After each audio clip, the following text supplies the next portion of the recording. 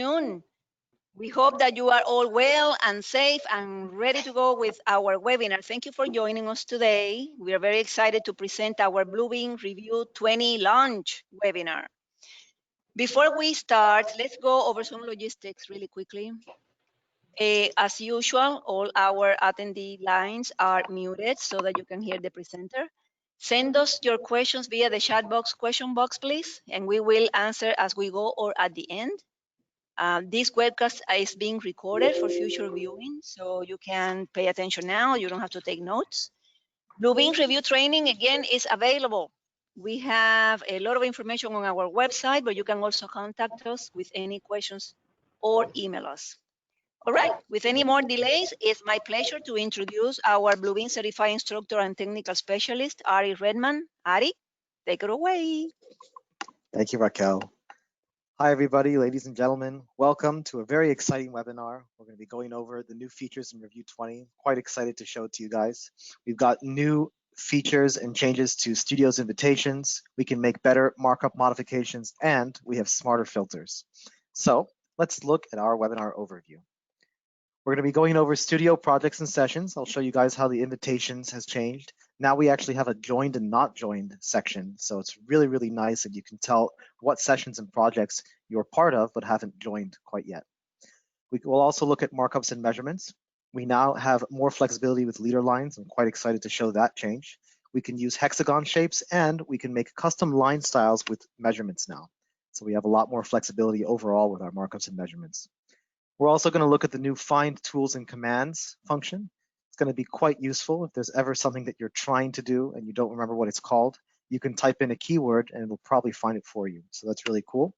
We'll also look at the change log. We'll look at some plugin updates and some bug fixes. There's actually this link down here that I've already got open, and I'll show you guys some of the release notes, and we'll go over that quickly near the end.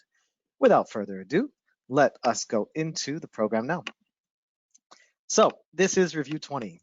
Mostly the interface has not changed. A lot of it has stayed the same, so you don't have to worry about relearning the location of anything.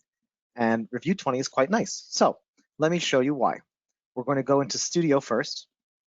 It's going to log me in automatically because I signed in recently. If I needed to, I could always sign out and then sign in again.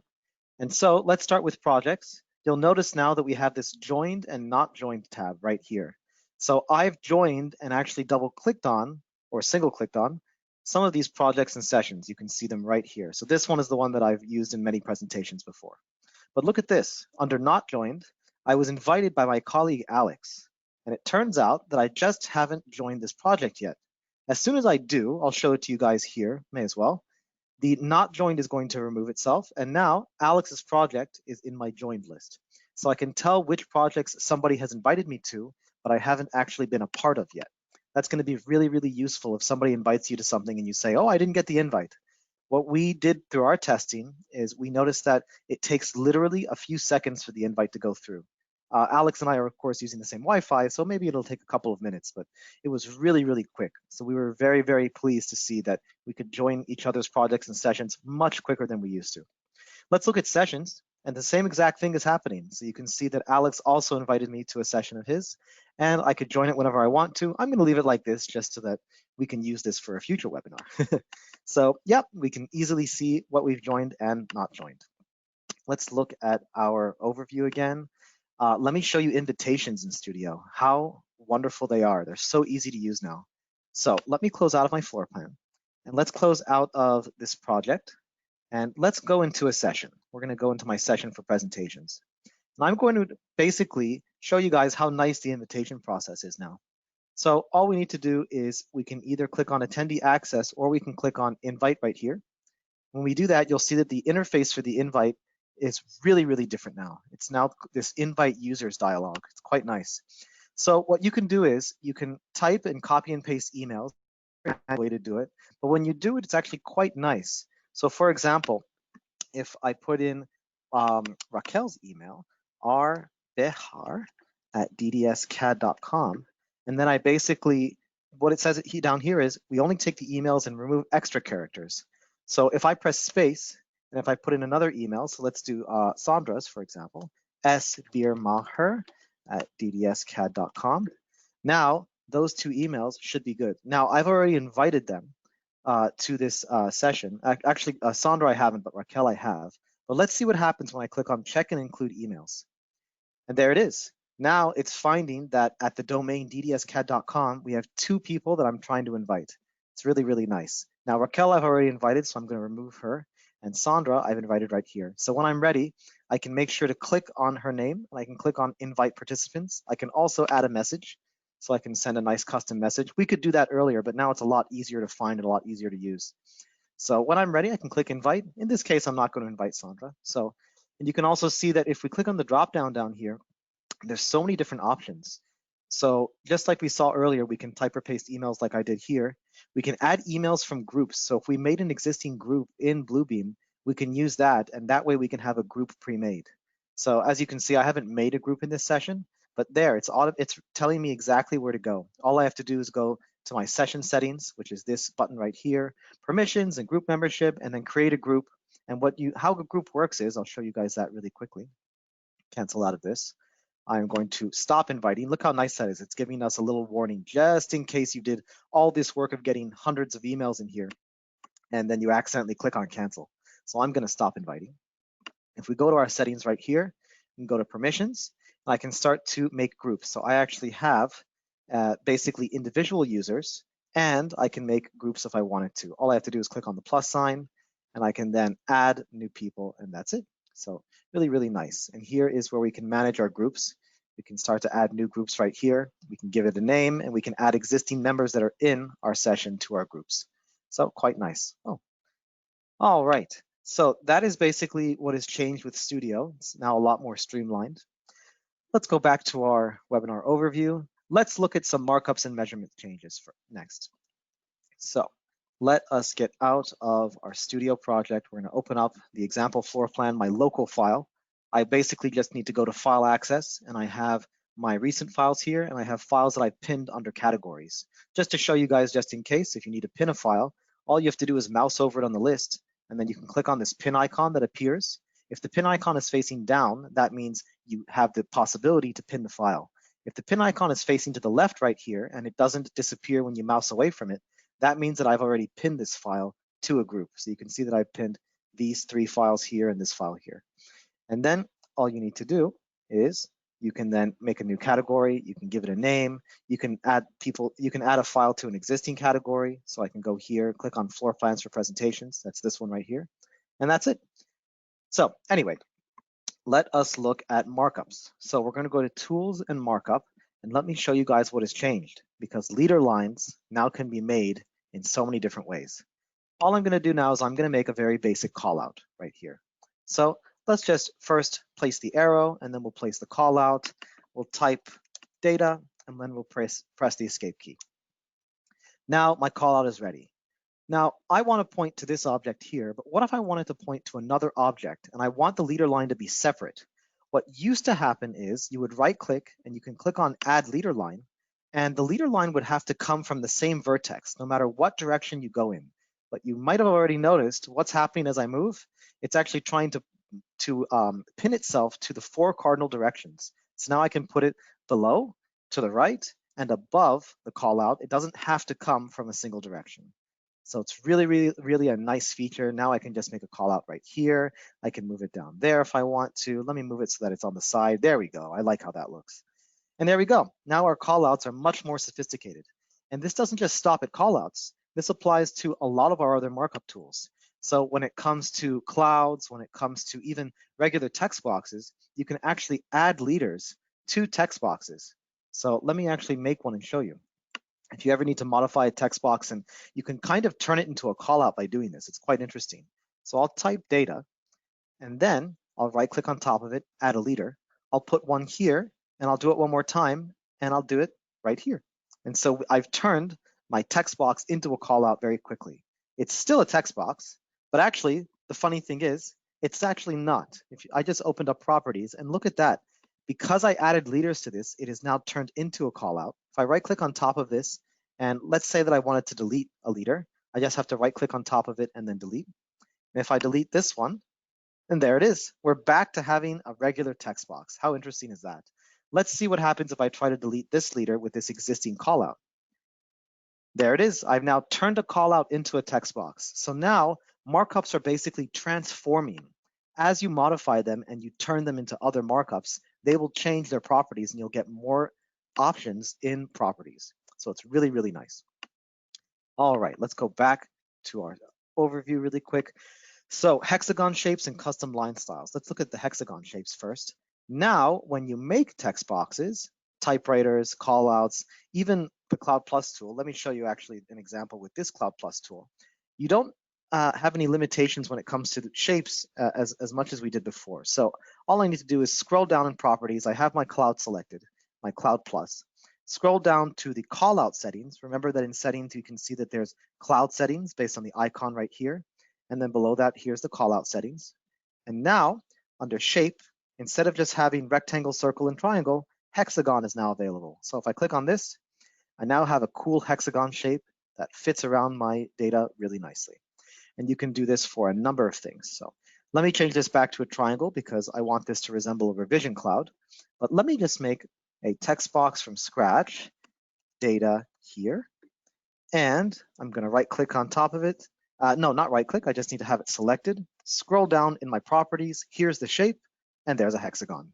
And now this looks a little bit funny. So all I need to do is stretch it out to the right a little bit so that all my data is on one line. And then I have these options that appear when I select a markup. You'll see that these options right up here are going to disappear if I deselect it.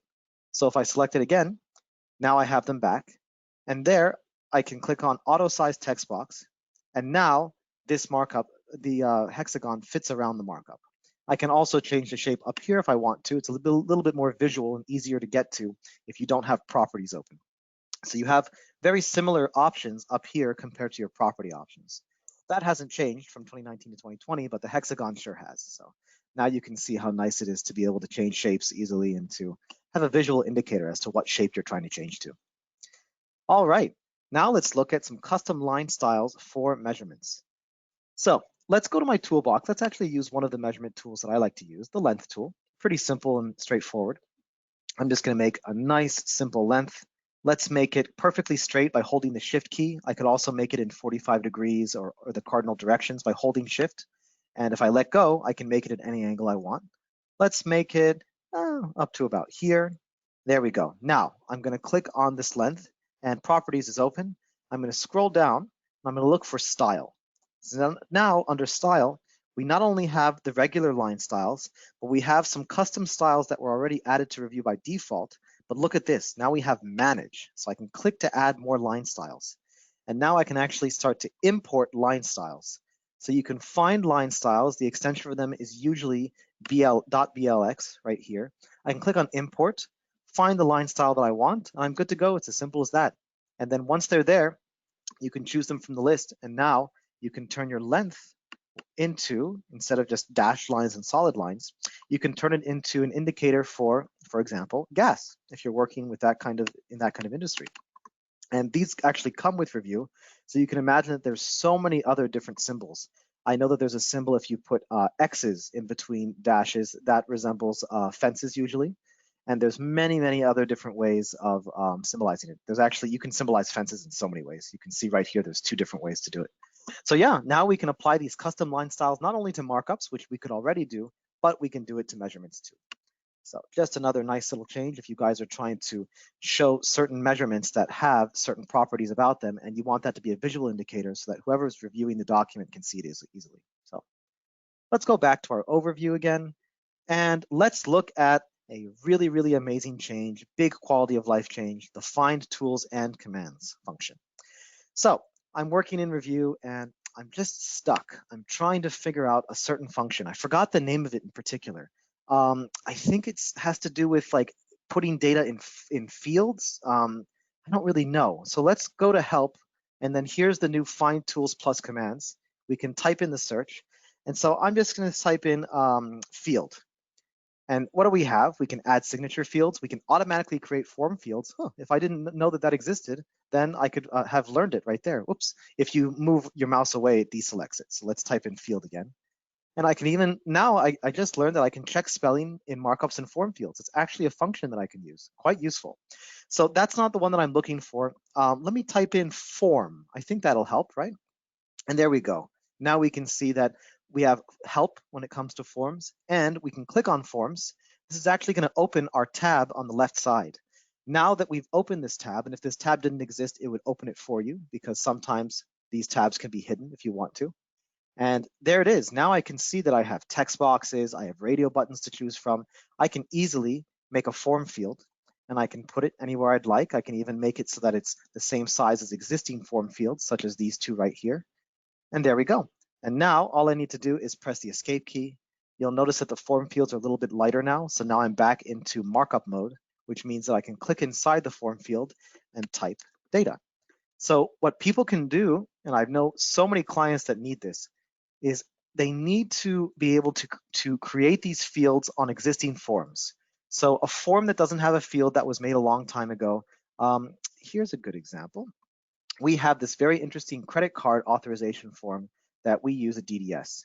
Right now, if I wanted to actually fill this out electronically, I'd have to use text boxes. And that is very cumbersome and not necessary at all. So I know that I've covered this in a previous webinar, but it's been a while, so I'll show you guys something cool. So all we need to do now is go to the tools and then form, and we can automatically create form fields. Now, this won't always work. This is going to work if your drawing has vector data. Vector data means that it was made in some kind of a special program, such as a CAD or BIM program. And these lines are smart data, and you can actually snap to them. So Revu will detect this data, not only lines, but text as well. And it's automatically, in seconds, going to put fields. And there it is. It literally took about 2 seconds. So now I'm in form mode right now. As soon as you use any kind of form function, or if you click on any of these form fields here on the left side, you're now in form mode. And if I wanted to, I can just press escape, and I can start to fill in all my data. Now, I'm not going to give you guys my credit card, but if you really want it, we'll talk afterwards. Anyway, just kidding. So there we go. Now we have a beautiful form. It's ready to be used. It filled in really, really nicely. It was very, very accurate.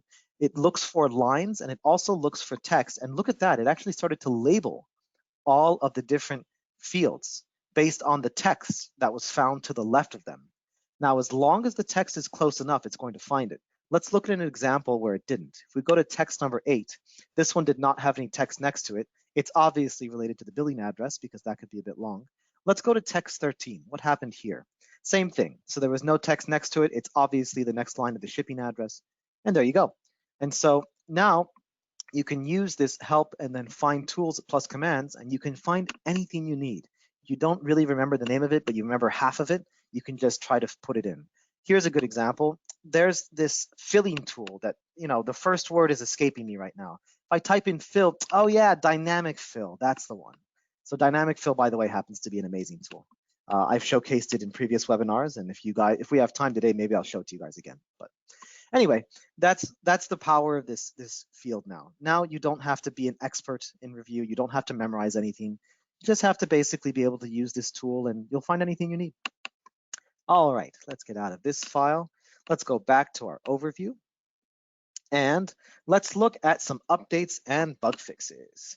So let's go into the website, the Revu release notes. Here we are. You guys can all access this by going to support.bluebeam.com, and you can see the rest of the address at the top right here. And so here's the release notes. Basically, most of the stuff that I just told you guys about with Studio and markups. We're not going to go into that since we just showed it. I just showed it all to you now. We have measurements. Here is the new Find Tools and Commands feature. Pretty cool stuff. And plugins. If you guys have gotten AutoCAD 2021, Navisworks 2021, and SketchUp Pro 2020, the plugins from Revu will now work. What happened was when I got Revu 20, I noticed that my plugins weren't working. And I thought, that's quite strange.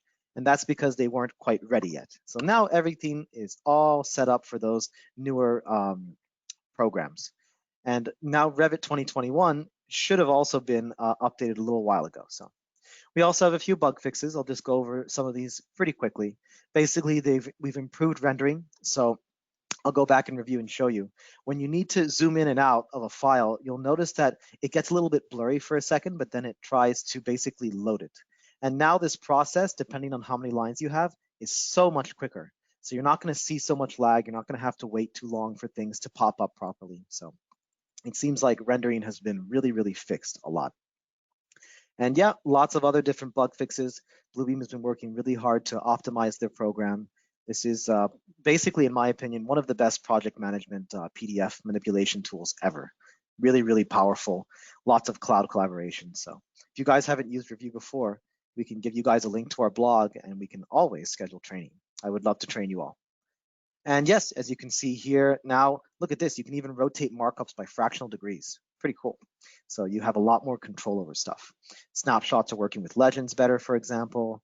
Now we have lots of fixes here. Thumbnails, I know that sometimes there were issues where if we go into our file access and we highlight a file, sometimes this preview right here actually goes on top of the name of the file, so you can't click it. You'll have to be so quick and you'll have to click it immediately after moving on top of it. It's a bug that happens usually with multiple monitors. So it looks like they fixed it. So quite good stuff. Very, very good. All right, and that's basically it. It was a pretty quick presentation, but what I'm thinking is, since we've only gone about 21 minutes in, let me show you guys a few key features. I'll just go over some stuff that I think is going to be useful for everyone, and then we'll go into questions pretty soon. So one thing that I touched upon was dynamic fill. I love to showcase dynamic fill, so I may as well show it to you all now. So dynamic fill works like this. You go to the tools dropdown. It is a measurement tool. It's the last one on the list. If you want to find it even quicker, you can add it to your shortcuts at the top. All you need to do is right click near any of the shortcuts. And I believe that dynamic fill is found under measure. If I deselect measure, yep, you can see that all the measurement tools are gone. If I make it open again, there they are. And dynamic fill is the last one right here. And of course, we can go to tools and toolbars, and this is another way to turn on certain tools and toolbars. We can move them and organize them any way we want. And of course, we can go to help and find tools, and I can type in dynamic fill like I showed you guys earlier. Let's use it. When you click on it, a new bar is going to appear. This is a specialized bar for dynamic fill. And so now that it's not grayed out, it's ready for me to use. So we can always start by just doing a simple fill. I'm an office that I love to fill. It's going to be this one. I'm going to actually hide this markup temporarily. This is actually a very useful markup, but I'm not going to use it right now. So let us go, and I'm going to assign it to a layer. That layer is going to be called My Markups. And now I'm going to go to Layers. I'm going to show you guys a lot of things all at once. Let's see. If I can find my layers, that would be great. Let me make sure that they're turned on. Da-da. Layers is right here. That's the icon. There we go. So let me move this for a second. So now that layers is open, I can now turn certain objects on and off that I've assigned to layers. So my markups includes quite a few markups. You're going to see lots of them disappear right now. When I click on this eyeball, bam, they're all gone. So these are all the markups that I've saved to my tool chest, and I keep them here for demonstration purposes. And I've added this interesting length tool markup to it. So now with a toggle of a button, I can just turn it on and off like that. It's off. So now let's get back to dynamic fill. So I can simply begin to fill in any room. And usually we do this as a test. We don't have to, make everything perfect in the beginning. Let's see what happens if I just click and hold this fill. And you can activate it by clicking on this tool right here. So I'm just going to click and hold. So far, so good. It's hitting the walls. And uh-oh, we have a bit of a problem. The door is covering part of the room. And the problem is if I try to fill outside of the door, it's going to do all kinds of crazy stuff, and it's going to go way past what we want. Also, you'll notice that there was a little bit of a bug. This line right here seems to have been ignored, but luckily it stopped here. This is actually quite easy to fix as we go, so you will see how that works soon. Now, this fill is a little bit broken, so we need to clear it. So we can click on the garbage icon, and we can click on Clear Fill. We could also clear boundaries by themselves, or we could clear both fills and boundaries by clicking on Clear All. Excuse me. All right, so let's clear that. So we need to make a boundary because we don't want the fill to go past the door, but we want it to go past the shape of this door symbol. So let's make a boundary from the inside of this wall right here. I'm going to make sure it's perfectly straight by holding Shift as I move. I can go, just like I showed you guys before, diagonally and in all 4 cardinal directions by holding Shift. Now I'm going to click right inside this wall. I have my boundary ready. I just need to press enter. And there it is. It doesn't have to be perfect. These gaps are fine, so don't worry about making it perfect. Okay, now I can make my fill. And so let's make sure that when we do this fill this time, that we move our cursor inside of the door and inside the 206 as we do it, because we have to get those lines. If we don't, it's going to stop at the door and the 206 circle again. There we go. I've let go of my mouse as soon as the fill is done, because if I keep holding, the fill will actually think that I'm trying to go past the existing boundaries that it found. But this is pretty perfect. So all we need to do now is say what kind of fill do we want to make, because this fill is going to turn into a measurement markup. We have so many different options. We have spaces, we have polygons, we have areas, polylengths, perimeters, and volumes. So we're going to make a simple area. And by the way, you don't have to do one at a time. You can technically make all of them at the same time just by clicking on all of them. But that's actually going to create separate markups for each one. So to avoid confusion, I'm just going to do the area one. Now, I could just do a default area, or I can click on the drop down next to it and I can look for any of the existing areas that I've saved in my tool chest. Looks like I've saved the concrete one that I made. I also have estimation tools that I found online, and I could use any of these if I want to. So we have so many options. I'm going to use the default one because it's visually a little bit easier to see the border on that one. So that is good to go. We are now ready to go. We're going to click on apply. And there it is. The area has been created. Now, we have to fix it up a bit. It's obviously got a few issues, a little bit of inaccuracies. A good example of that would be the gap that I had with my boundary caused it to think that I wanted to fill this portion a little bit here. So I need to get rid of these grips. All I need to do now is hold the shift key, and I can click on this grip right here. I can click on this one too. I don't need that one. And I don't need this one or that one. Perfect. We've already fixed that spot. By the way, if I wanted to add a grip, all I need to do is hold the control key, or excuse me, hold the shift key just like before, but this time instead of mousing over a grip, just mouse over one portion of the boundary that doesn't have any grips. And boom, I just made one right there, and I'll make another one right there. Now I need to get rid of all of these, so let's get rid of each one. I'm going to leave the one in the middle. I'll show you guys why in a second. And let's move some of these grips to make sure that they snap properly. So we want to move this one and that one. There we go. That's a lot more accurate. We could always move these to make sure that they're a little bit more rounded off, a little bit more spread out. There we go. That's looking great. Are there any other mistakes? Yes, we do have a few right here. 1, 2, and 3. And we have this one. All right. There we go, ladies and gentlemen. We have a very, very accurate area. I'm going to now hold shift and I'm going to click on the text of the area. That way I can move it right underneath the title of this office. And now we know that office 206 is 193 square feet with 1/8 of an inch equals a foot as our scale. So quite accurate and quite easy to use. And that's dynamic fill for you and manipulating grips. All right, it is about 12:30. So I think just because we've gone over the new changes and I think that everybody has a lot of questions, I think it's a good opportunity to get into the questions. So let's do it. So. All right. Okay. Thank you, Ari, for the great presentation. Thank you. Yeah, there's a few questions here on our end. One of them is it's not really related to the new features in Review 20. Is dynamic fill available in all editions of Review? I guess he means if it is only in Extreme or if it is only in Standard. Right. It's a very good question. From what I know, dynamic fill should be available for in all versions editions of Review. Yes. Yes. So that's an awesome news because everybody can use it. Okay. Absolutely.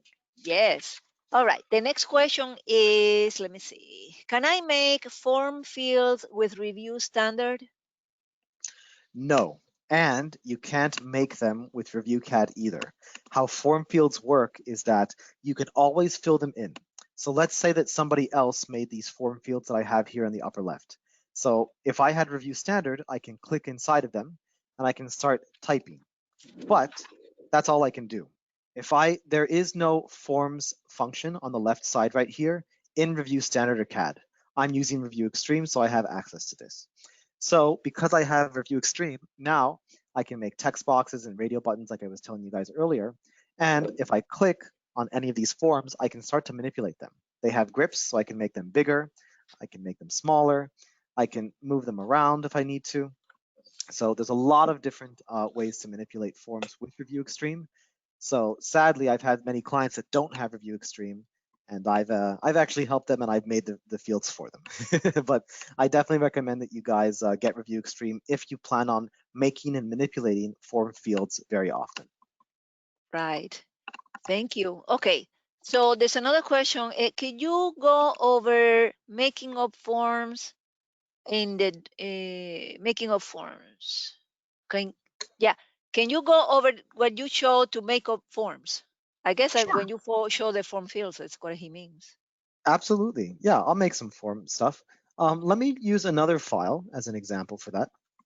And this one I actually made from scratch. This one used to be a blank PDF. I went to File and I went to New PDF. And I put in all of this fun stuff. And right now, all of this stuff is selectable. But if it is not flattened, it's very difficult to automatically create form fields because Review is not looking for markups. It's looking for content. And content, according to Review, are lines that are flattened to a page, such as vector graphics and other lines like that. So first, we need to prepare this form. This form is looking good, but all we need to do is use our select tool right here. We're going to select all the assets. You'll notice that Review does not select any form field assets. So all of these radio buttons, checkboxes, and all of these fields and dropdowns are not selected at all because form objects and markups, along with measurements, they exist in separate worlds, essentially. They're like in a separate phase.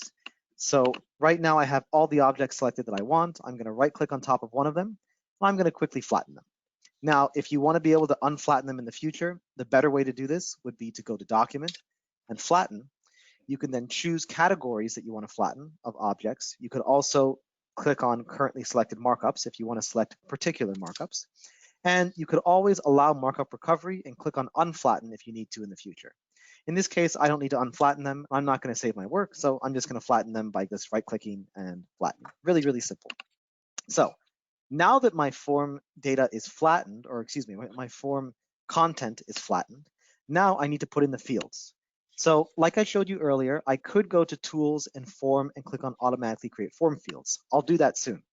If that doesn't work, or let's say that there's a really, really old form, it was like a document that was scanned a long time ago, and it's basically raster data. Raster data, unlike vector data, is like an image that was scanned onto a PC and digitized. It's still an image, it has pixels, but it doesn't have smart data. So you can't really use the automatically create form fields function on it. So let's pretend that this is raster data. So let me make some text boxes. I just clicked on the first one. Let's make it right next to name, and I'll make it about that size, a little bit taller. And there we go. Now, I can manipulate this text box, but notice what happens, something that I've come to figure out in the last few months. If I try to click on this right now, see how the grips like appear and disappear very quickly? It's very weird. And so I didn't understand why this was happening at first. But what's happening is because I've selected the text box function and because I have reuse markups tools highlighted right down here, it's basically allowing me to continue to make more text boxes very quickly. So if I wanted to, I can just keep going. I don't have to reselect the tool over and over again. I'm just going to make all the form fields right now very quickly. Now, I don't want to continue because I want to start to fill these in, for example. Now, what you need to do that is if you press escape once, now you'll notice that the last form field that I made, the grips are not disappearing and flashing. They're still there.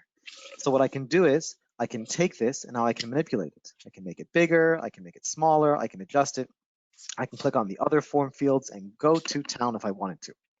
And then if I press escape one more time, I've now exited out of what I like to call form mode. I'm now back into the regular markup mode. And now I can click in the form field and I can type data. And so that's basically how you start to make form fields in a manual way. Now, well, how do I select these form fields again? This is the part that's tricky because right now all I can do is just type inside of them. But this one down here isn't tall enough and I want to modify that. So all I need to do is, there's so many different ways to do it, but I'm going to do it by going to the forms function right here on the left side. And I can click on any of the existing form fields that I have. Now, oh yeah, I already made those, that's right. So now I can click on this one right here. These were made by me manually, so they don't have any name next to them. I can give them a name if I want to by either double-clicking on them and just typing a name. So I can call this one name, how original. And I can also right-click on them, and I can click on rename, or I can delete these individually. I'm actually going to delete this one, and I'm going to delete this one. I'll leave this one for now. So that's how you can access form mode again. So all I need to do is escape. Let's click on name, and now I'm back in form mode. Another way to access form mode, I'll press escape now to get out of it, is to go to tools and form. All those same tools are here. We also have the ability to import and export data. It's quite nice. And the automatically create form fields function is here. It is not under the forms tab itself. And so if I click on any of these tools, let's do radio button, for example. I'm now back in form mode, and I'm ready to make a radio button. And I can just basically make as many as I want very quickly. Now, let's get rid of these guys. Notice that I can't select them properly, so I have to press escape once. There we go. And now I can just click and delete and click on each one. And there we go. Now, this page is not a raster data. It is vector data. So we don't have to do it all manually. It doesn't take that long. I could just make a few form fields and that's it. I've already made a few here already. We have these checkboxes here. I can say, what am I proficient in review? I'm not really good with measurements and formatting. So I'm really good with these two. Form creation, modification, I have no idea. And Bluebeam Studio, I'm pretty good with, right, guys? No, I'm just kidding. I have to know all this stuff, right? So those are already ready to go. I made them ahead of time. If I didn't make them ahead of time, let me actually show you guys something cool. So I'm going to delete all of these. Now, the issue with this is I would need an actual box of lines to be here and to have them flattened. So these are actually, I'm going to actually leave them because these are not really relevant. But if I had a box, let me actually make one quickly and show you. It's going to detect that a box exists, and it's going to think that it is a selection box. So I'm going to make a rectangle. I'll make a couple right here. Yeah, this will be perfect. So I'll make one here, and I'll make one here. I'm also going to make circular ones for these radio buttons. So let me make one right there. I'll make another one right here. Perfect. These don't have to be perfect. This is just for demonstrations. Now, I need to flatten them just like any other markup. So we're going to click on each one. There we go. And we're going to right click on top of one of them. Now notice what happens if I right click just anywhere. It deselects the markups, and I now have a regular right click menu. It's a very generic one. So when you want to right click on top of your markups, they must be on top of them. Now, oops, I need to hold shift so I can select multiple at once. There we go. Now I'm going to right click, and now I can click on flatten. Okay, these are all flattened and ready to go. Perfecto. Now we're ready to use the automatically create form fields function one more time. And let's go. Let's see what happens. All right, not bad. Very interesting. So what happened here is these divider lines, Review thinks that a field should go there. So that's okay. I made those lines for aesthetic purposes, but we don't need those form fields, so we can get rid of those. Now, oddly enough, Review did not detect this circle, but it definitely detected this one. It didn't make a radio button. It just made a simple checkbox. But that's nice. It tried really hard. Now with these, oddly enough, it made these boxes a little bit in the wrong location. But look at that. All I have to do is move them and snap them. And they're the perfect size. They're basically a very similar size to the existing boxes that I created. So pretty good stuff. I'm going to get rid of these extra guys. We don't really need them. And now, excluding these silly little circles and squares that I made, we have a form that is ready to go. All the form fields are ready. Review actually, like I told you guys earlier, found that this field here should be called name because the word name is to the left of it, and it detected that. So Review is quite intelligent when it comes to these things. And that's it. Now I can press escape. I'm immediately ready to start filling this in. I can give this to a client and I can tell them, fill it in. That way I can learn how proficient they are with Review and their experience. I can get their birthday, but if they really want to give it to me. Notice that I put the stars for the year. A lot of people don't want to share their age, right, guys? But everybody here is young, so that's not a problem. Anyway. Young at heart. That's right, young at heart. Excellent. What a wonderful way to learn about this more and more details. Thank you, Ari. No problem. Next question. I'm hoping that the person that asked that is very satisfied. Otherwise, guys, this is a chance. Give us your questions by writing on the question box. Okay, so next question is, can I install Review 20 and keep Review 19 too on the same computer? Yes. So when you go to install Review 20, it's going, if you already have Review 19 or any other version of Review, let's say, for example, you're using Review 2017 or earlier because you're used to the old interface and it's a bit tough to change into the new one. All you have to do is, when you install Review 20, you'll have the option in the beginning of the installation to choose side by side instead of upgrade. So upgrade will remove all previous versions of Review and you'll just have the new version. If you want to keep the old ones, just install it side by side. And what I've done is I've installed it side by side. Let me show you guys my desktop really quickly. There we go. I'll just escape out of this for a second. And there we go. I have Review 19 right here, and I have Review 20 right here. So I have them both side by side, and I can switch between them whenever I need to. I have Review 19 just in case, but to be honest with you, Review 20 is just very, very sophisticated and so many more improvements to it. So I'm really happy with it so far. But yeah, there you go. This is especially for people that have Review 17 or older, that they have a different interface. Sometimes they are afraid to jump to the new interface. As one of them, I can tell you that we are afraid for nothing because you get used to the new interface really quickly. I thought I was not going to, but I did. So guys, don't be afraid. That's great. All I'm glad. right. Yeah. Next question. Can I sign and seal many documents at the same time with Review Standard? So that's a good question. The answer is no. You can't do them all in a single click. So what I think that question is referring to is the batch processes. So batch processes are only available in Review Extreme. You can go to the batch dropdown, and if you wanted to sign and seal multiple pages, multiple documents all at once, you can do that through here. I can now choose whatever document is currently open. I can choose which pages I want to do. So I can click on custom range. I only want to do pages 1 to 3, for example. So 1-3, and I'm going to click on next. Now the batch dialog opens. It's a really, really big dialog. And this dialog will allow us to apply digital signature very quickly. And what you can do is the placement is manual, or you can automatically place it in whatever signature fields exist. So if I just click on that, then it should find the signature field itself. I believe I have to log in first to do this. Let me do that quickly and see what happens. Uh-oh, I don't know my password, guys. That's okay. I always forget my password. That's fun. Uh-oh. One more time. That happens. Yeah. There we go. Now that I log in, is it going to show a preview? Nope. Okay. So manual placement, and all you need to do is take your signature. Here's mine right here, and you can just move it anywhere you want. And you can even resize it by moving your mouse over it. You can make it a little bit bigger. There we go. That's a lot bigger.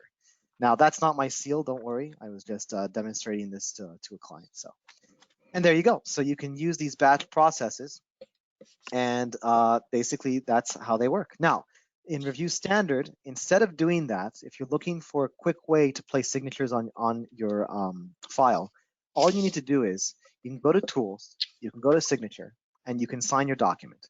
This is going to now ask you to place a signature field. If you already have one, then all you need to do is press the Escape key, make sure that your signature field is light blue.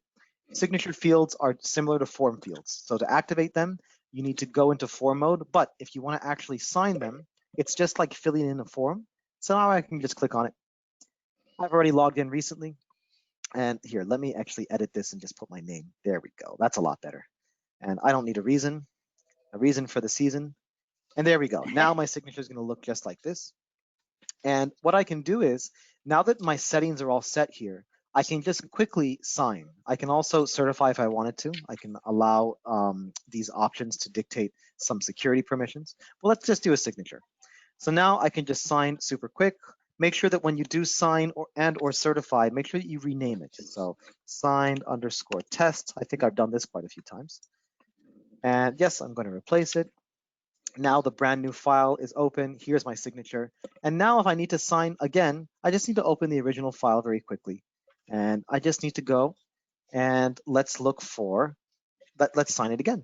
You know, we would go to Tools and Signature and we would do it all over again. And now that the settings, now that the settings are already set and I've already logged in recently, I just have to click on OK. And that's it, I'm done. So it's not that slow to do it without the batch processes, but if you want to be able to do hundreds of sheets within minutes instead of probably, I'd say it would take about 8 minutes to do, the batch processes will save you a lot of time. So that's why Review Extreme does have that perk involved. All right. Thank you so much, Ari, for that question. All right. So I don't see any more questions on the questions box. Let me check this other box. No. Okay. So thank you so much, Ari, for that great presentation. By the way, guys, if you are interested in seeing any topic at all that you haven't seen in our Bluebeam Review webinars so far, please feel free to contact us and let us know what topic you would like us to show on our future webinars, and it will be our pleasure to accommodate those topics. You can always contact us at the, to the rep that you're used to, or call us at the phone number in the screen, or email us at info@ddscad.com. Again, our blog is live. You can check a lot of recorded webinars that we have done in the past, and all interesting information that Ari has been recording in the Knowledge Center Bluebeam. The link is in the screen. Bluebeam Review training is available. If you have any questions about it or you're interested, let us know.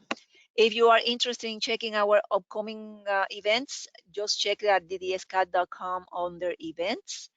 And I think that's covered it all. Thank you so much, Ari, for a great presentation. Thank you guys for being with us today again.